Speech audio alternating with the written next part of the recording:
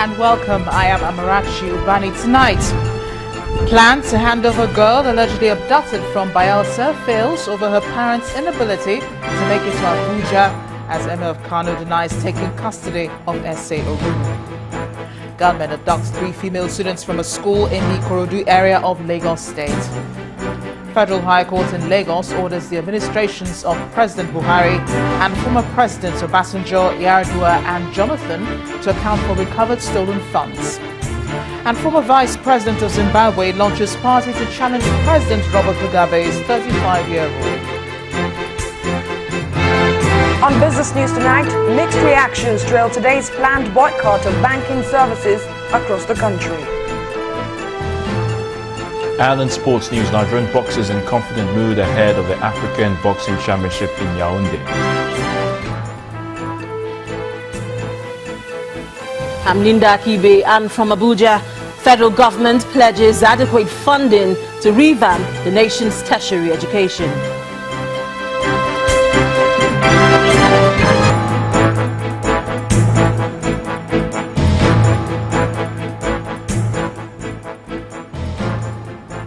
The much-anticipated handover of Ese Oruru, the teenager allegedly abducted from her Bayelsa home, will now take place tomorrow. The police force PRO, Bisi Kolawole, told anxious journalists who waited several hours at the police headquarters in Abuja that the inability of Ese's parents to arrive on time led to the postponement of the exercise. Ese was allegedly abducted 8 months ago and moved to Kano for forced marriage. She was freed last night following a directive by the Inspector General of Police, Solomon Arase, to the Commissioner of Police in Kano State, Mohammed Katsina. Reports say Miss Oruru was abducted from her Bayelsa home, and her parents, after trailing her to Kano, battled for months to have her back. In the meantime, rights group the Muslim Rights Concern is asking authorities to immediately commence the prosecution of Yunusa, the man alleged to have abducted her.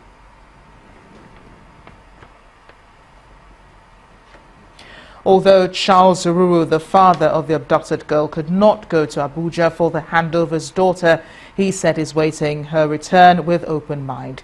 He told Channels Television Today in Yenagoa, Bayelsa State, that Ese is the most courageous of his children, and so he does not think that her alleged abductor took her to Kano on her free will. This is affirmed by Ese's siblings, who believe something mystical may have been done to her to accept leaving to Kano. Her siblings say she's been a good student in class and wondered how she could have abandoned her choice of being educated for child marriage. I know my children.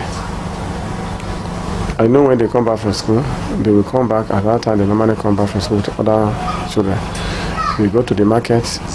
We come together for the market with their mother. They don't even go anywhere without telling the mother or myself, especially the mother.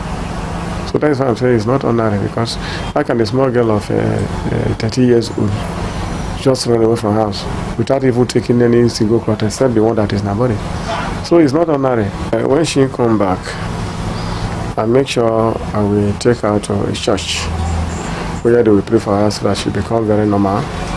And apart from that, she will continue her school. She gave me utmost respect as things about Ese. And she's like good character, like even when we were in school, because when she was around I was in SS3.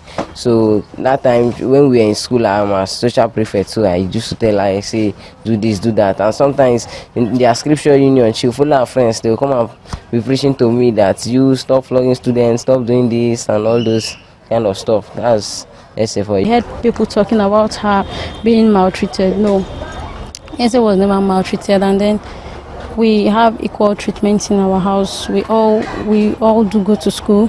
She went to school like the others.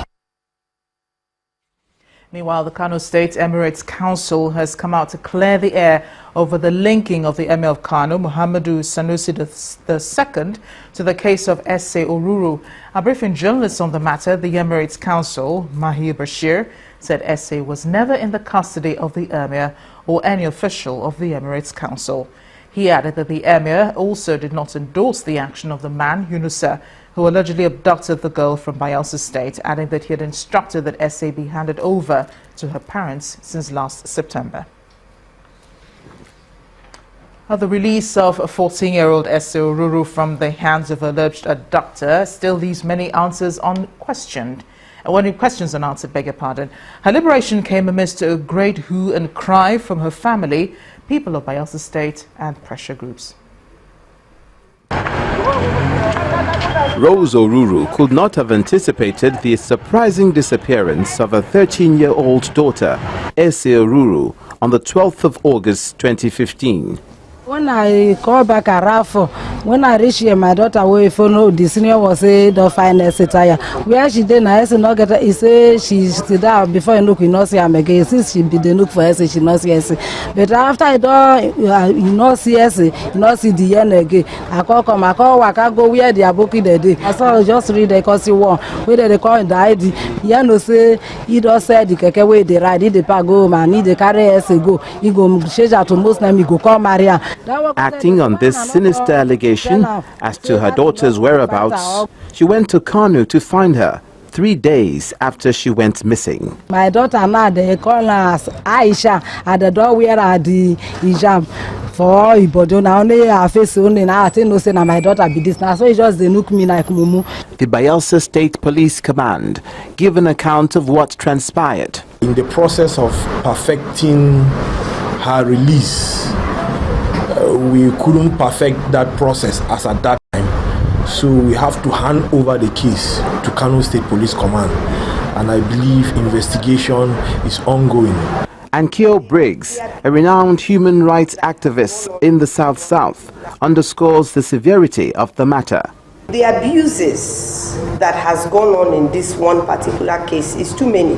Child abuse, rape, kidnap. These are things that are against the law of Nigeria, not to talk of international laws. The right to religion and holding somebody against their will.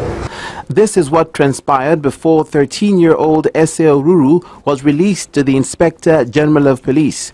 It remains a result of the police investigations into the matter to put to rest the unanswered questions concerning her abduction. Let's turn to education now. Poor internet network, incomplete questions and long hours of wait may have marred the conduct of JAMB examinations at some accredited centers recently.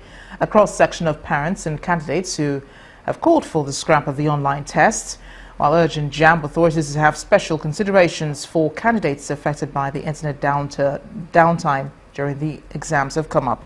Our correspondent Loretta Chogo reports. It is a deviation from what obtained in the recent past. Some of the centers for JAMB examinations are no longer in the four walls of popular school environment. Not only has the environment changed, the mode of writing the 400-mark university matriculation exams is now paperless.